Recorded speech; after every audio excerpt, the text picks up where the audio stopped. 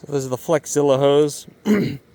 Had multiple of these where the ends just burst and it ends up just running and flooding for, it just popped off here. I even put one of these on here to make sure this side didn't burst or decouple from that shitty crimp, and this one did it.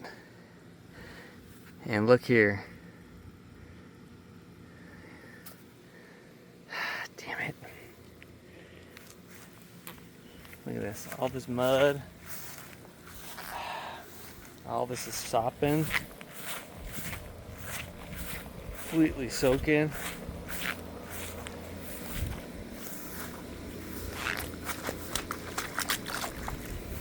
Look at this. Jeez. Just absolutely flooding my yard. Look at this.